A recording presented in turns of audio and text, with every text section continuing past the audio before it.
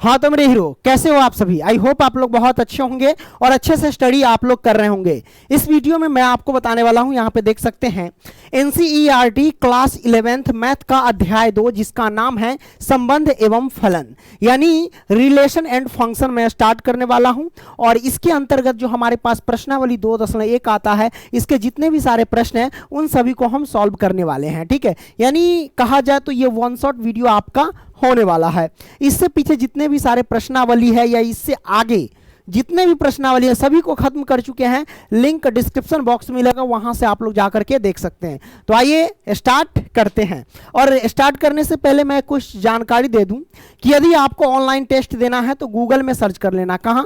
Google में search करना Pankaj study, STUDY study centre, CENTRE center.com, है ना। गूगल में सर्च कर लेना पंकज स्टडी सेंटर.com, वहां पे जाकर के सभी सब्जेक्ट का आप ऑनलाइन टेस्ट दे सकते हैं। अब रही बात किसका, तो ये प्रश्नावली 2.1 के अंतर्गत जितने भी सारे प्रश्न आते हैं उन सभी प्रश्न को सॉल्व करने से पहले हम समझ लेते हैं समुच्चयों का कार्तीय गुणन के बारे में, यानी कार्टेशियन प्रोडक्ट ऑफ सेट्स के बारे में हम समझ लेते हैं ये क्या होता है ना, कार्तीय गुणन।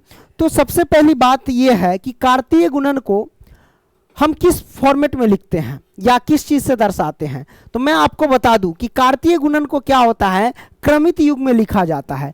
जैसे मैं यहां पे लिख देता हूं कार्तीय गुणन, है ना। इसको हम किस फॉर्मेट में लिखते हैं, तो क्रमित युग में लिखते हैं। किस में? क्रमित युग में, है ना। अब आप कहोगे क्रमित युग्म क्या होता है सर, तो वही कि x, y के फॉर्म में लिखना, ये क्रमित युग्म है। और कार्तीय गुणन को किस चीज से दर्शाते हैं? क्रॉस से दर्शाते हैं। किस चीज से? तो क्रॉस से दर्शाते हैं।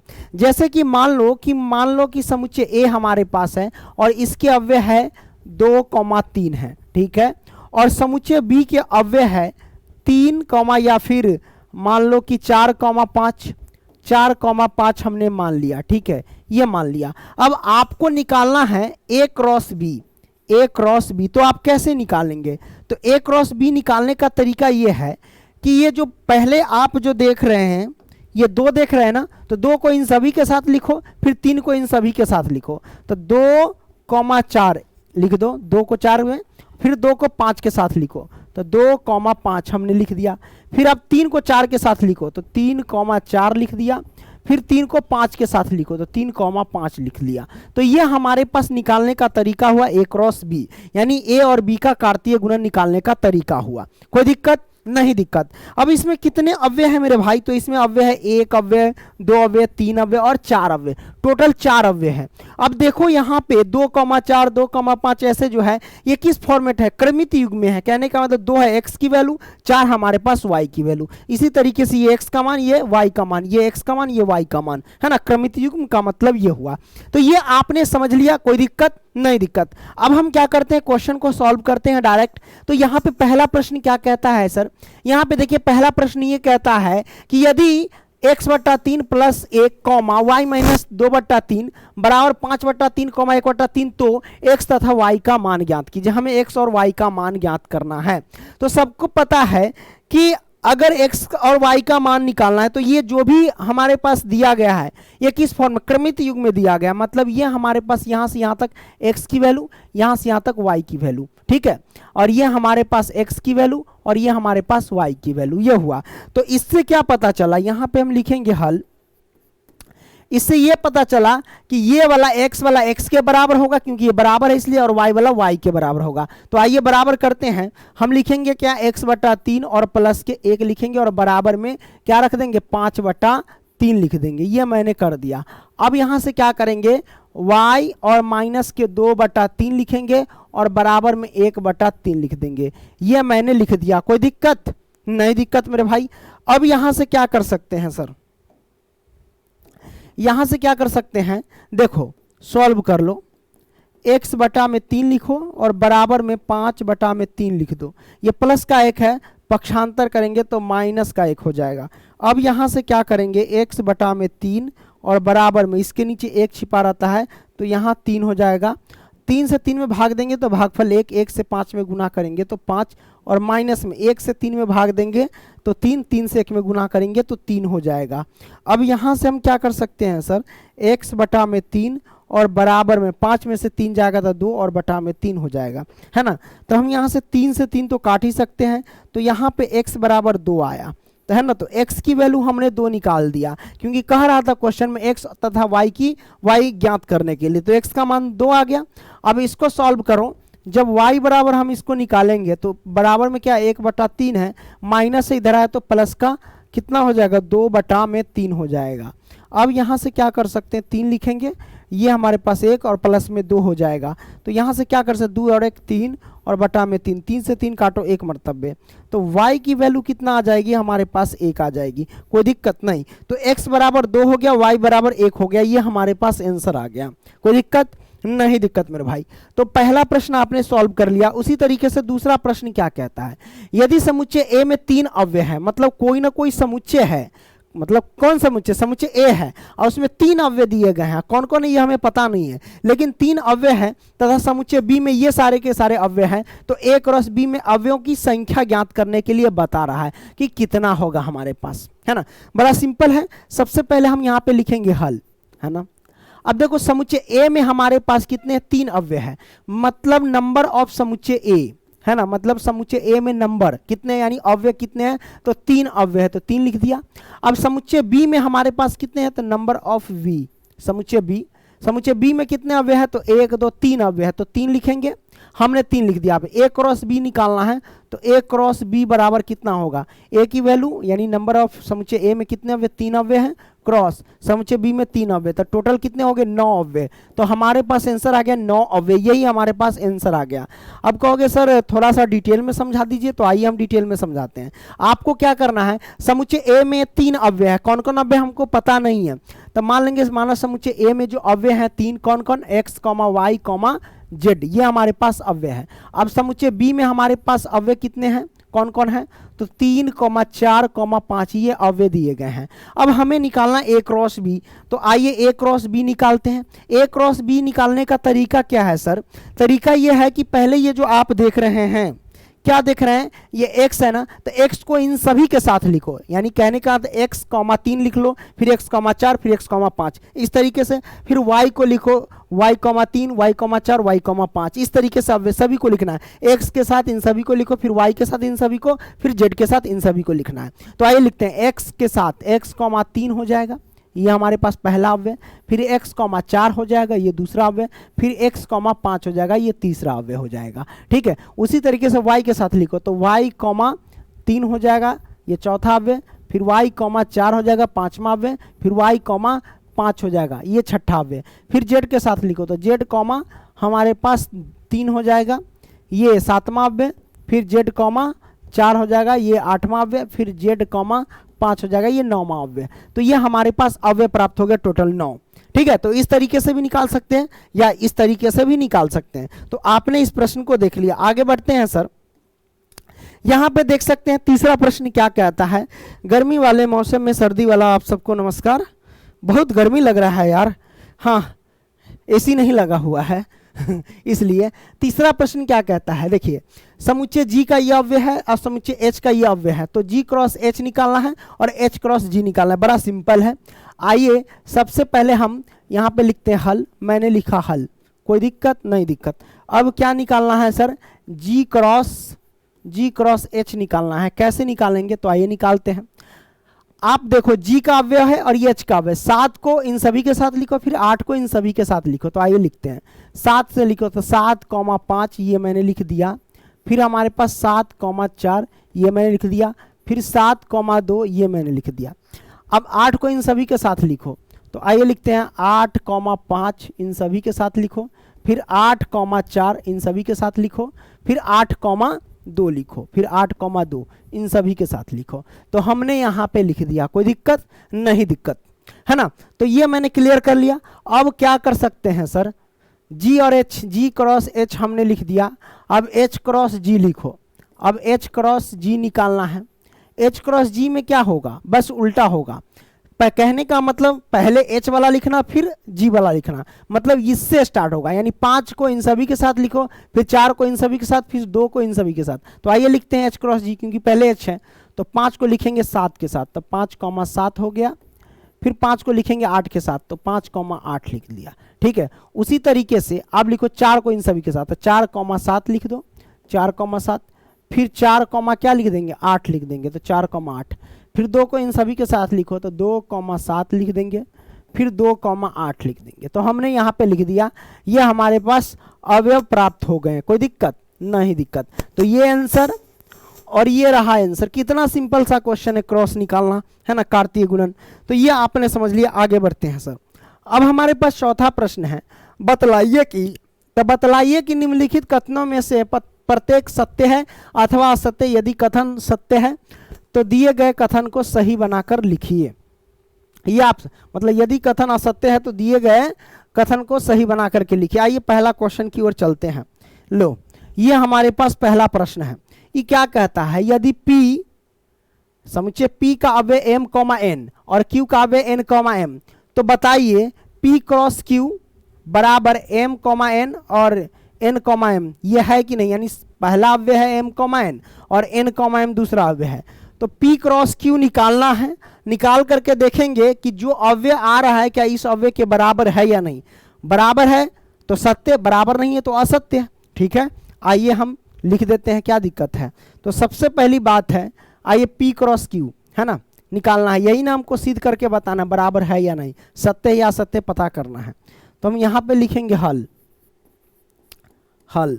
हम निकालेंगे क्या, P क्रॉस Q। तो आइए P क्रॉस Q निकालते हैं, है ना। P क्रॉस Q निकालेंगे तो P के अव्यय ये है और ये है Q के अव्यय। तो M को लिखो इन सभी के साथ, फिर N को लिखो इन सभी के साथ। तो आइए लिखते हैं, M को लिखो N के साथ, तो M, N ये मैंने लिख दिया।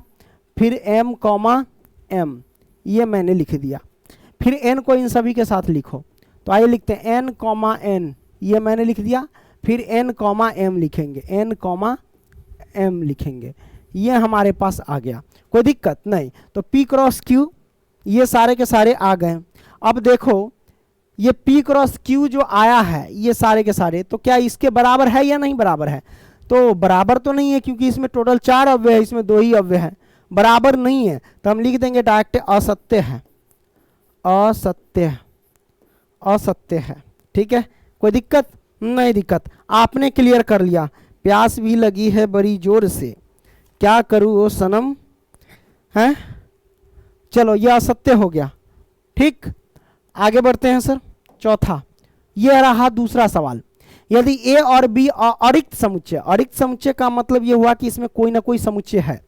तो यदि A और B अरिक्त समुच्चय है तो A क्रॉस B क्रमित युग में x, y का, यानी क्रमित युग में x, y के फॉर्म में होता है, का एक अरिक्त समुच्चय है इस प्रकार की x बिलोंग्स टू A और y बिलोंग्स टू B। कहने का मतलब समुच्चय A का जो मतलब x जो है वो समुच्चय A से बिलोंग कर रहा है और y जो है वो समुच्चय B से बिलोंग कर रहा है। कहने का मतलब ये हुआ। तो सबसे पहले A और B अरिक्त समुच्चय है, तो समुच्चय A के अव्यय और समुच्चय B के अव्यय क्या करना होगा सर, तो मान लेना होगा। तो आइए मान लेते हैं। चलो यहाँ पे लिखते हैं कि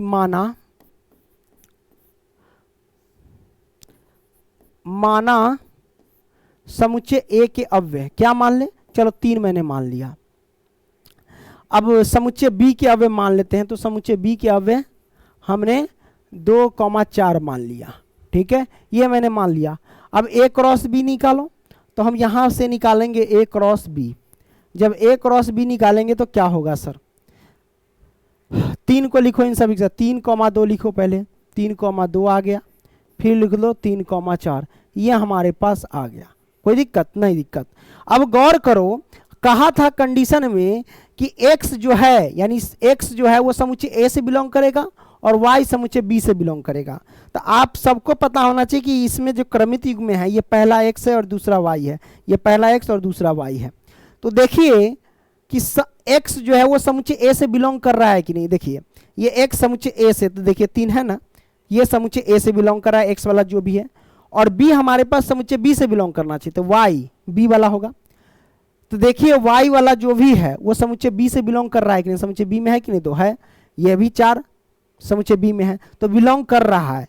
तो हम क्या लिख सकते हैं सर, है ना, हम ये लिख सकते हैं कि ए क्रॉस बी जो है वो एक्स कॉमा वाई के फॉर्म में यानी क्रमित युग में है, और साथ ही साथ x की वैल्यू जो भी है वो समुच्चय ए से बिलोंग कर रहा है, एवं y की वैल्यू जो भी है वो समुच्चय b से बिलोंग कर रहा है।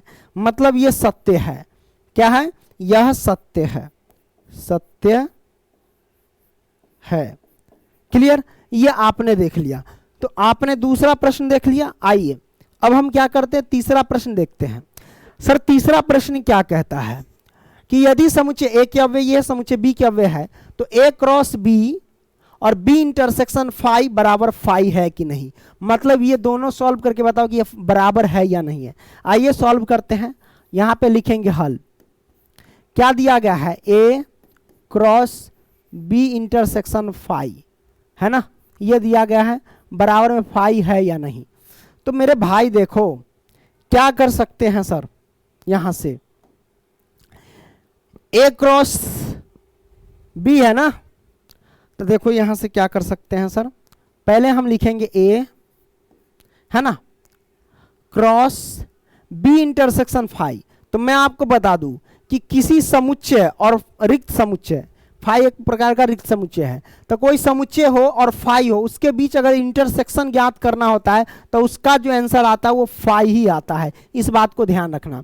और यहां पे देखो समुच्चय ए है और ये फाई है, तो कोई भी समुच्चय हो, समुच्चय और फाई के बीच में अगर क्रॉस करते हैं तो उसका रिजल्ट फाई ही आता है, और बराबर में फाई, ये दोनों बराबर आ गया, मतलब सत्य है, सत्य है। तो आपने इस प्रश्न को भी सॉल्व कर लिया। ठीक है, कोई दिक्कत नहीं, दिक्कत। अब यहां पे देखो पांचवा प्रश्न क्या कहता है, यदि समुच्चय ए के अव्यय और है तो ए क्रॉस ए और क्रॉस ए, मतलब 3 बार क्रॉस कराना है उसी अव्यय से। तो आइए, कोई दिक्कत नहीं, बड़ा आसान है निकालना। हम क्या करते हैं सर, यहां पे लिखेंगे हल, है ना, हमें निकालना है ए क्रॉस ए और क्रॉस ए, ये ज्ञात करना है। कैसे ज्ञात होगा, तो बड़ा सिंपल है। सबसे पहले ए क्रॉस ए निकाल लेंगे। ए क्रॉस ए का मतलब कि समुच्चय ए के अव्यय हमारे पास कितना है, -1, है, और समुच्चय ए का वो भी अव्यय होगा -1, तो इसी में ए क्रॉस ए निकालना है। तो ए क्रॉस ए निकालने का तरीका ये है कि -1 को इन सभी के साथ, फिर 1 को इन सभी के साथ लिखेंगे। तो आइए लिखते हैं, -1 को इन सभी के साथ लिखेंगे तो -1, आ जाएगा, ये आ गया, है कि नहीं। उसी की तरह से फिर -1 को 1 के साथ लिखो तो -1, आ गया, ये हमारे पास आ गया। अब हम क्या करेंगे, फिर 1 को लिखो इन सभी के साथ, तो 1 को इसके साथ लिखो तो 1, आ गया, फिर हमारे पास 1, आ गया, ये आ गया। तो ए क्रॉस ए निकला, ये क्या निकला, ए क्रॉस ए निकला, फिर गुने क्रॉस में ए है ही, है ना। तो ए के जगह पे हम क्या लिखेंगे सर, वही लिखेंगे -1,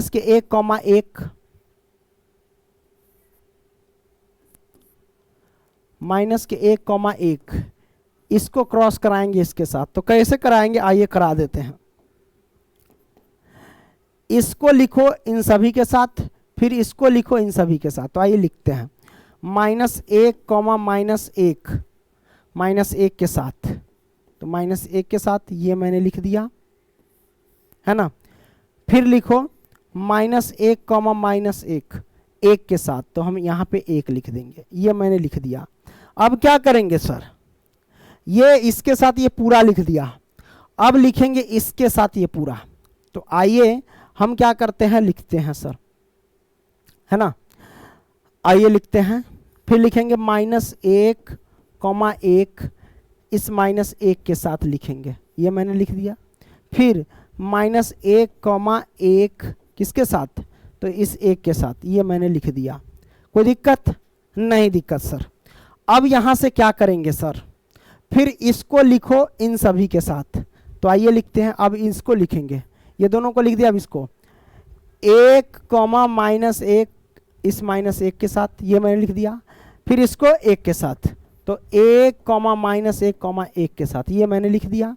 अब बच गया ये, अब इसके साथ लिखो। तो आइए लिखते हैं, हम लिखेंगे 1, -1, ये मैंने लिख दिया।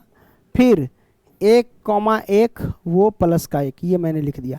तो ये हमारे पास आंसर आ गया।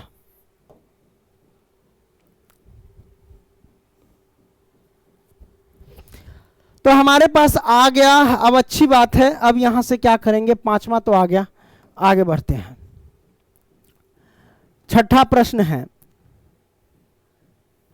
ए क्रॉस बी, है ना, ए क्रॉस बी इतना इतना, तो ए और बी का मान ज्ञात करके बताना है। तो बड़ा सिंपल है, समुच्चय ए के अव्यय आपको लिखना है। तो आप सबको पता है कि जो पहले होता है वो समुच्चय ए से बिलोंग करता है, जो बाद में होता है वो समुच्चय बी से बिलोंग करता है। तो समुच्चय ए का कौन होगा, ये होगा, ए लिख दो और कॉमा, ये ए तो है छोड़ दो, रिपीट नहीं करेंगे, ये पहले आ चुका है। फिर बी, तो बी लिख देंगे और बी रिपीट नहीं करेंगे, ये समुच्चय ए के अव्यय होंगे। और समुच्चय बी के अव्यय कौन होंगे, वही बाद वाला बी वाई वाला फॉर्मेट है ना, ये एक्स लिख दो और उसके बाद वाई लिख दो और फिर हमारे पास एक्स है वाई है, रिपीट नहीं करना है, छोड़ दो। तो ये हमारे पास आंसर आ गया। तो बड़ा सिंपल था, हमने छठा प्रश्न को भी सॉल्व कर लिया। आगे बढ़ते हैं सर।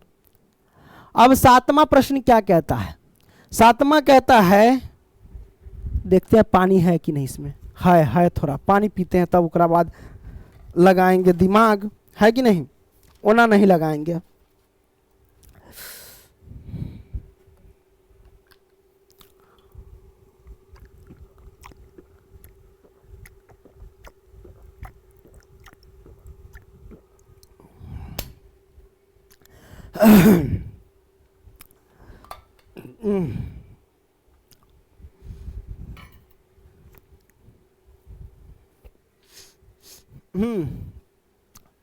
यहां पे क्या कहता है, ए क्रॉस फिर बी इंटरसेक्शन सी बराबर A cross B intersection A cross C है या नहीं, ये पता करना है। तो यहां कहता है मान लीजिए कि समुच्चय ए के अव्यय ये है, समुच्चय बी के अव्यय ये है, समुच्चय सी के अव्यय और समुच्चय डी के अव्यय ये दिए गए हैं। तो आइए सॉल्व करते हैं। सबसे पहले लिखेंगे हल, मैंने लिखा हल। अब मेरे भाई पहला कहता ए क्रॉस बी इंटरसेक्शन सी है, ए क्रॉस बी इंटरसेक्शन सी है ये कहता है, और इसको बराबर करना है। तो आइए कोई दिक्कत नहीं, पहले समुच्चय ए है तो समुच्चय ए लिखो क्रॉस में। अब क्या कर सकते हैं सर, समुच्चय ए के अव्यय ही लिख देते हैं, क्या है 1,2, ये मैंने समुच्चय ए के अव्यय लिख दिया। अब गुने में मतलब क्रॉस में बी इंटरसेक्शन सी निकालना है, क्या बी इंटरसेक्शन सी। तो बी इंटरसेक्शन सी निकालने का तरीका आप जानते हैं कैसे निकाला जाता है। बी इंटरसेक्शन सी निकालने का तरीका यह है कि देखो कि हूबहू अव्यय है कि नहीं, यानी समुच्चय बी के अव्यय है ना, इसमें होना, यानी समुच्चय सी में होना चाहिए, है कि नहीं। समुच्चय बी के अव्यय जितने भी है इसमें जो भी होगा एक जैसा हूबहू शकल होगा तो उसको हम लिख लेंगे, इस बात को ध्यान रखना। तो यहाँ एक है इसमें है नहीं है, यहाँ दो है इसमें है नहीं है, इसमें तीन है इसमें है नहीं है, तो यहाँ पे है ही नहीं। तो एक भी उभयनिष्ठ नहीं आया, एक भी मिला नहीं, नहीं मिला तो उसके लिए रिक्त समुच्चय यानी फाई, क्या लिखेंगे फाई। तो आपको पता होना चाहिए, क्या पता होना चाहिए, अब बराबर में इधर चलेंगे कि अगर किसी भी समुच्चय से और फाई का क्रॉस कराते हैं तो उसका रिजल्ट फाई आता है, इस बात को ध्यान रखना। आगे बढ़ते हैं, आगे बढ़ते हैं, ये तो हो गया, इसको सॉल्व करते हैं। ए क्रॉस बी निकालना है सर, क्या निकालना है, ए क्रॉस बी निकालना है। तो आइए ए क्रॉस बी निकालते हैं। ए क्रॉस बी निकालने का तरीका क्या है सर, तरीका यह है कि एक को इन सभी के साथ फिर दो को इन सभी के साथ। आइए लिखते हैं, ए कॉमा ए के लिखेंगे बी के साथ, फिर 1,2, तो आइए लिखते हैं 1,2, फिर 1,3, फिर 1,4, ये मैंने लिख दिया है ना। अब क्या करेंगे सर, बी को इन सभी के साथ, एक को इन सभी के साथ लिख दिया, फिर 2 को इन सभी के साथ लिखो। तो आइए लिखते हैं, इसी में लिख देते हैं 2,1, फिर 2,2, फिर 2,3, फिर 2,4, ये मैंने लिख दिया है ना, ये मैंने कर दिया। अब यहां से क्या कर सकते हैं सर, ये हो गया ए क्रॉस बी, फिर इंटरसेक्शन, ये रहा इंटरसेक्शन। अब ए क्रॉस सी निकालो, तो आइए ज्ञात करते ए क्रॉस सी। तो हमारे पास ए ये है और सी ये है, ए क्रॉस सी निकालो। तो 1,5 लिखो, फिर 1,6 लिखो। उसी तरीके से 2 को इन सभी के साथ, तो 2,5 लिखो, फिर 2,6 लिखो, ये मैंने लिख दिया। अब इंटरसेक्शन ज्ञात करना है सर, तो कैसे ज्ञात करेंगे? इंटरसेक्शन ज्ञात करने के लिए देखो हूबहू है कि नहीं कोई मिलना। देखो यहाँ 1.1 है, क्या इसमें 1.1 नहीं है?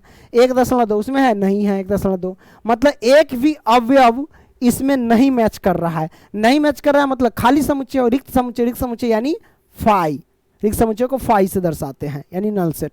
तो फाई बराबर फाई आ गया, तो मतलब ये क्या हुआ? सत्यापित हो गया, है ना, सत्यापित यानी प्रूव हो गया,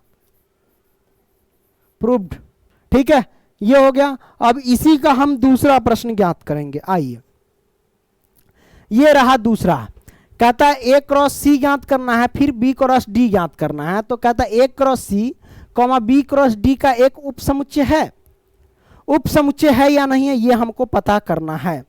तो उपसमुच्चय यानी सबसेट, है ना, ये समुच्चय इस समुच्चय का सबसेट है या नहीं ये पता करना। तो सबसे पहले ए क्रॉस सी ज्ञात कर लो। तो आइए ए क्रॉस सी ज्ञात करते हैं। तो ए ये है और सी ये है, ए क्रॉस सी। निकालने का तरीका क्या है, निकालते हैं। चलो, एक को इन सभी के साथ, फिर 2 को इन सभी के साथ। तो 1 कॉमा हमारे पास 5 हो जाएगा, फिर 1,6 हो जाएगा, ये हो गया। फिर 2 को इन सभी के साथ, तो क्या करेंगे, 2,5 हो गया, फिर 2,6 हो गया, ये हमने निकाल लिया। तो ये ए क्रॉस सी ज्ञात हो गया। कोई दिक्कत नहीं? दिक्कत? तो ए क्रॉस सी हमने ज्ञात कर लिया, ए क्रॉस सी ज्ञात कर लिया। अब हम क्या करेंगे सर? अब यहां से हम डी ज्ञात करेंगे। क्या ज्ञात करेंगे? डी नहीं, सॉरी, ए क्रॉस सी हो गया। अब बी क्रॉस डी ज्ञात करेंगे। तो आइए हम निकालते हैं B cross D. B cross D ज्ञात करेंगे तो देख लो, ये दूसरा प्रश्न सॉल्व करना है, इस बात को ध्यान रखना। तो बी क्रॉस डी, तो बी ये है और डी ये है। आइए निकालते बी क्रॉस डी। इसके जितने भी अव्यय है इन सभी के साथ लिखाएगा, एक को लिखो इन सभी के साथ। तो आइए लिखते हैं 1,5, फिर है 1,6, फिर है 1,7, फिर है 1,8। हमने लिख दिया। अब 2 को इन सभी के साथ लिखो। तो लिखते हैं 2,5, फिर 2,6, फिर 2,7, फिर 2,8, ये मैंने लिख दिया। फिर उसके बाद क्या करेंगे, 2 को हो गया, 3 को इन सभी के साथ। तो 3,5, 3,6, 3,7, 3,8। फिर उसके बाद 4 को लिखेंगे, 4,5, फिर 4,6, फिर 4,7, फिर 4,8, ये मैंने लिख दिया। ओके, अब हमें A cross C B cross D का हमें उपसमुच्चय है या नहीं, यानी A cross C B cross D का उपसमुच्चय है या नहीं ये हमें पता करना है। तो कैसे पता कर सकते हैं? तो पता करने के लिए ए क्रॉस सी के जितने भी अव्यय है वो सारे के सारे बी क्रॉस डी में होना चाहिए। अगर है तो उपसमुच्चय, नहीं तो नहीं है। तो आइए पता करते हैं। देखो 1,5, 1,5 है इसमें बी क्रॉस डी में। 1,6, 1,6 है इसमें। 2,5, 2,5 है, हाँ है, नहीं नहीं ये नहीं, 2,5, 2,5 है कि नहीं है? नहीं होगा तो नहीं होगा, हाँ 2,5 है ना, या 2,6, 2,6 है। तो इसमें के सारे अव्यय इसमें है, इसलिए हम कह सकते हैं कि ए क्रॉस सी जो है वो उपसमुच्चय है कि किसका? तो बी क्रॉस डी का उपसमुच्चय यानी सबसेट, है ना। ये आपने देख लिया। 7वां का दोनों प्रश्न हम सॉल्व कर लिए। आइए अब रही 8वां प्रश्न। तो आइए सर हम क्या करते हैं, 8वां प्रश्न को हम सॉल्व करते हैं। ये 8वां प्रश्न क्या कहता है, मान लीजिए कि ए क्रॉस, यानी ए समुच्चय ए ये है, समुच्चय बी ये है। तो ए क्रॉस बी लिखिए और ए क्रॉस बी के कितने उपसमुच्चय होंगे उसकी सूची बनाइए। बड़ा सिंपल है, समुच्चय ए है, ये समुच्चय बी है, तो ए क्रॉस बी लिखिए और ए क्रॉस बी में कितने उपसमुच्चय ये भी आपको लिख करके बताना है। तो आइए सबसे पहले ए क्रॉस बी ज्ञात कर लेते हैं। क्या ज्ञात करेंगे? ए क्रॉस बी ज्ञात करेंगे। तो समुच्चय ए के अव्यय हमारे पास है ये और समुच्चय बी के अव्यय है ये। क्लियर? तो आइए लिखते हैं, क्या निकालेंगे? ए क्रॉस बी निकालना है। तो 1 को इन सभी के साथ, तो 1,3, फिर 1,4, ये मैंने लिख दिया। फिर उसके बाद 2 को लिखो, 2,3, फिर 2,4, ये मैंने लिख दिया। तो ये हमारे पास आ गए। तो ए क्रॉस बी में टोटल कितने अव्यय हो गए? एक अव्यय, दो अव्यय, तीन अव्यय, चार अव्यय, है ना। तो मतलब number of A cross B, मतलब ए क्रॉस बी में कितने नंबर यानी कितने संख्या है बोले तो कितने अव्यय हैं? तो वो है टोटल एक अव्यय, दो अव्यय, तीन अव्यय, चार अव्यय, टोटल चार अव्यय है। ठीक है, तो कहता है ए क्रॉस बी में कितने उप समुच्चय होंगे, आप कितने उप समुच्चय होंगे ये आपको निकालना है। तो उप समुच्चय निकालने का तरीका क्या है? उप समुच्चय है ना, यही ना रे, उप समुच्चय। उप समुच्चय बराबर फॉर्मूला क्या होता है? दो के पावर क्या होता है? दो लिखना तो एन लिखता है, दो के पावर एन इंटू ए क्रॉस बी, ये होता है। कहने का मतलब ए क्रॉस बी में कितने संख्या, कितने अव्यय, वो आपको एन के जगह पे रखना है। तो दो गुने एन के जगह पे हम रखेंगे चार, तो मतलब कितना हो जाएगा? 16। मतलब उप समुच्चय कितने होंगे? 16 उप समुच्चय होंगे। अब 16 उप समुच्चय आपको निकाल करके बताना है कि नहीं? 16 उप समुच्चय आपको निकाल करके बताना है। तो आइए निकाल लेते हैं। कैसे निकालेंगे? तो आइए उप समुच्चय यानी सूची, उप समुच्चय की सूची बनाना है। चलिए सूची बराबर है ना, निकालेंगे उप समुच्चय की सूची कितने होंगे। निकालने का तरीका क्या है? सबसे पहले तो नल सेट सभी का होता है, ये फाई आप लिख दो। उसके बाद फाई जो होता है सभी समुच्चय का उप समुच्चय होता है, इसलिए हम फाई लिख दिए। उसके बाद 1,3 है, उसको एक समुच्चय बना लो। तो आइए 1,3 को बना लेते हैं उप समुच्चय, यही ना बनाएंगे, है ना। 1,3 बना लो। पानी लाओ, प्यास इतनी जोर से लगी है कि क्या कर सकते हैं सर।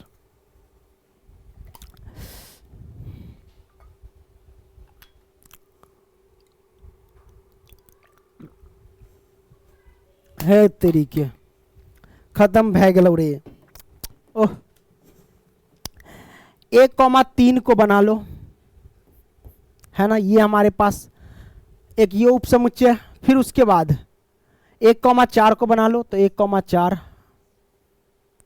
1,4, जय श्री राम, भिक्षान देही। 2,3 को बना लो। उसके बाद 2,4 को बना लो। तो ये उप समुच्चय हो गया। टोटल 16 को बनाना है। 1 2 3 4 5 को हुआ। अब देखो ये तो मैंने बना लिया, अब क्या बना सकते हैं सर? अब बनाने का तरीका ये है कि 1,3 को इन सभी के साथ लिखो। कहने का मतलब ये हुआ, आप इसे ऐसे लिखो, 1,3 है ना, तो 1,3 फिर 1,4 लिख दो। तो 1,4 हमने लिख दिया इसके साथ, ये होगा उप समुच्चय। फिर 1,3 को 2,3 से लिख दो। तो आइए लिखते हैं 1,3 को किसको लिखेंगे? 2,3 से। तो 2,3 से ये हो गया एक उप समुच्चय। फिर 1,3 को 2,4 से लिखो। तो 1,3 को लिख देंगे किससे? तो 2,4 से। ये एक उप समुच्चय हो गया, है कि नहीं। अब क्या करेंगे? अब फिर क्या करेंगे? 1,3 से कर दिए, अब 1,4 को इन सभी के साथ लिखो। तो आइए लिखते हैं 1,4 को लिखेंगे किसके साथ? 2,3 से, ये मैंने लिख दिया। फिर 1,4 को लिखो 2,4 से। तो 1,4 से लिखेंगे क्या? 2,4 से। तो 2,4 से एक ये हुआ, कोई दिक्कत नहीं, दिक्कत है ना। ये प्राप्त हो गया। अब 1,4 2,3 लिख दिया, फिर 1,4 2,4 लिख दिया। अब यहां से क्या करेंगे? अब 2,3 को लिखना स्टार्ट करो। 2,3 से 2,4 को लिखो। तो 2,3 से लिख देंगे 2,4 से, ये हमने कर दिया, सॉरी, है ना, ये प्राप्त हो गया। अब क्या करेंगे भाई? अब 3 स्टेप लेकर के चलो। जैसे 1,3 1,4 लेकर के चले थे, तो 1,3 1,4 इसके साथ लिखो। तो 1,3 1,4 फिर इसके साथ लिखो, ऐसे लिख सकते हो। तो आइए हम लिखते हैं सर 1,3 1,4, है ना। 1,3 1,4 इसके साथ लिखो, 2,3 के साथ लिख लो। तो आइए लिखते हैं 2,3 के साथ, ये मैंने लिख दिया। एक ये हो गया उपसमुच्चय। फिर 1,3 1,4 2,4 के साथ लिख लो। तो आइए लिखते हैं 1,3 1,4 किसके साथ लिखेंगे तो 2,4 के साथ। ये मैंने लिख दिया। अब क्या करेंगे, ये तो लिख दिया, अब क्या करेंगे फिर 1,4 2,3 के साथ ये दोनों को पकड़ के इन दोनों को लिख दो। ससुरा जगह नहीं बन रहा है वो, कोई बात नहीं, जगह तो बनाइए लेंगे।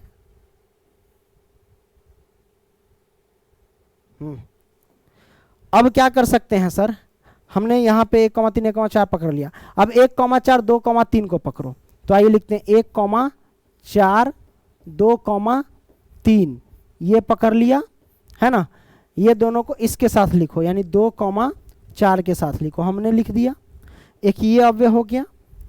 अब क्या करेंगे फिर 1,4 2,3 1,3 के साथ लिखो। तो आइए लिख देते हैं 1,4 2,3 किसके साथ लिख देंगे 1,3 के साथ। तो आइए लिखते हैं 1,3 के साथ। ये मैंने लिख दिया। अब उसके बाद एक पूरा अवयव लिख दो, है ना। क्या लिख दो, पूरा अवयव, है ना। तो लिख देते हैं मेरे भाई, ये पूरा का पूरा लिख दो एक बार, यानी 1,3 फिर 1,4 फिर 2,3 फिर 2,4 ये मैंने लिख दिया, है ना। तो ये पूरा का पूरा अव्यय हो गया। अब गिनती करो क्या गो अव्यय है। देखो मेरे भाई गिनती करके बताता हूं, 16 अव्यय होना चाहिए। एक अव्यय, दो अव्यय यानी 2 उपसमुच्चय, 3 4 5 6 7 8 9 10 11 12 12 13 14 और ये रहा 15। मैंने गलती नहीं ना किया, 1 2 3 4 5 6 7 8 9 10 10 11 12 13 14 15 और ये रहा 16। 16 को तो हो गया, ये 15 हुआ और ये रहा 16। 16 को लाना था, हमने 16 को ला दिया। अब ये आ गया।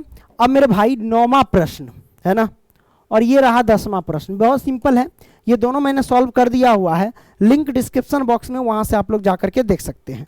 धन्यवाद दोस्तों।